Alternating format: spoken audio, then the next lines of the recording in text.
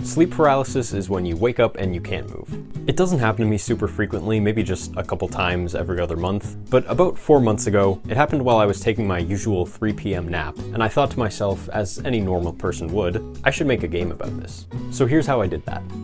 Okay, first of all, there's kind of a critical disconnect here between actual sleep paralysis and video games. Because in real life sleep paralysis, at least in my experience, you have no actual control over when it ends. So as with pretty much all representative media, we're gonna have to bend reality a little bit to get this to work as a game. In my opinion, the main two things that make a game what it is are progression towards some goal and meaningful choices or actions that the player can make which affect progress towards that goal. So the obvious end goal is waking up, but how do we deal with progression? Well, I don't want this game to get too complicated too fast, so I'm just going to have each of the player characters' limbs have a sort of progress bar, and when you hold A, S, D, or F, progress gets made on the limb that button is connected to. Originally I made it so that you had to hold the button and also shake your mouse a bunch, but then I decided that I actually didn't want to give people carpal tunnel syndrome, and it was also just kind of annoying and disorienting to have the camera shaking like crazy whenever you were trying to wake up a limb. But I did still want at least a little more interaction with this, so I decided to have these purple limbs show up every once in a while, which you have to click and drag to get yourself a little bit of extra progress. And if you don't do that in time, then you lose some progress. You can also open your eyes and look around the room, which will be important later, but you can't make any progress on your limbs while your eyes are open because you're too focused on keeping your eyes open, so you can't focus on trying to move your limbs. Speaking of looking around the room though, what are we actually looking at here? I kind of skipped over a lot when I was explaining the core progression, so let's look at the environment. This is a nighttime indoor environment. In one of my previous videos, I talked a bit about nighttime outdoor environments, and a lot of what I said there still applies. Basically, yes, in real life, at midnight in a room with no lights on, you can't really see anything.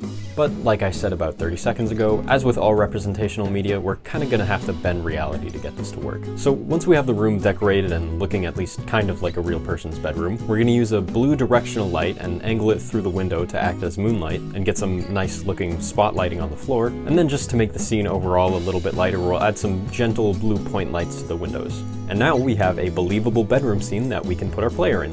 So now we have a scene and a win condition, but we also need at least one lose condition, otherwise the game would be very boring and not much of a game at all. This is where we enter the evil, scary monsters. My first idea was a gargoyle that just kind of sits on your chest and makes it hard to breathe, because it is kind of hard to breathe in sleep paralysis. So this guy just kind of spawns in and gives you a visual cue that you're suffocating, and you have to hold and release the spacebar to focus on your breathing, otherwise you'll suffocate and die. The rest of the monsters don't have any basis in reality like that. I just came up with mechanics that would go well with each other to create a sense of urgency, and to make sure there's pretty much always something for the player to worry about. So anyways, the next one is this chainsaw that comes down from the ceiling with these very long arms. Basically, it picks a limb and you have to focus on that limb until it goes away. Otherwise, it'll saw that limb off and you'll die. The audio cue of it being a loud chainsaw a foot in front of your face is to have a contrast from the visual cue of the gargoyle so they don't get in each other's way. And I didn't want this simpler, more common enemy to be one that directly halts your progress. So the point here is you hear the sound, open your eyes to check which limb it's over, unless you can tell just from where the sound is coming from, which is actually totally doable. So nice skill ceiling increase there. But then you can continue making progress just as long as it's on the correct limb. For the next enemy, I wanted it to be much more dangerous, something that doesn't appear as often but is more threatening when it does, and also something that you do actually have to halt your progress to deal with. So I went with the Hat Man. The Hat Man shows up at your window and does not like to see you succeeding. So if you make too much progress while he's outside, he'll smash your window open. This alone isn't a problem, but the next time he shows up, his tolerance of you making progress will be much lower, and if you make too much again, he'll kill you.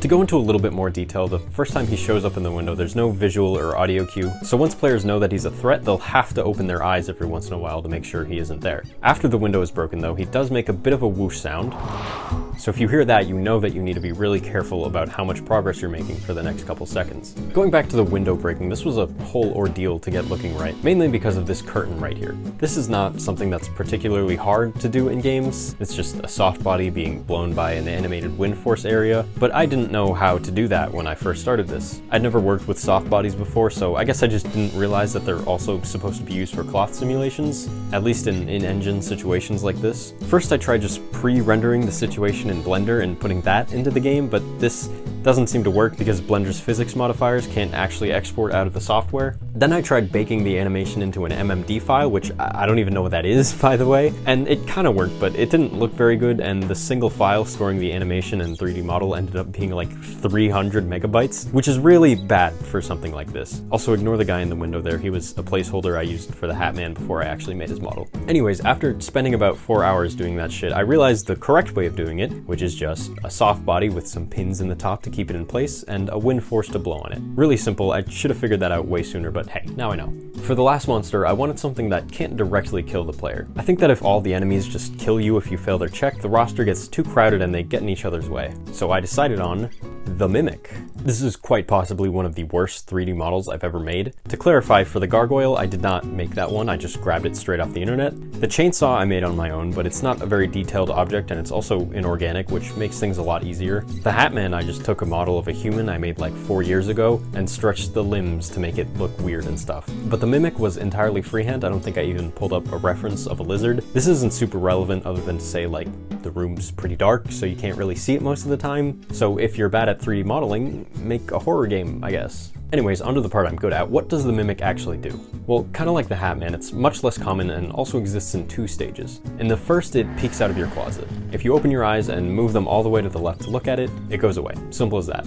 If you don't look at it in time though, it'll enter your room. And for the rest of the night, it'll occasionally just appear and make a bunch of noise to distract you. So not super complicated, not super threatening, but still something that the player will want to make sure they're staying on top of. And aside from the main menu, making multiple levels and difficulties, credits, tutorial, integration hell, and bug fixing, that's the game done. So thank you for watching. If you're interested in playing the game, it's linked in the description, and let me know in the comments if you have any feedback.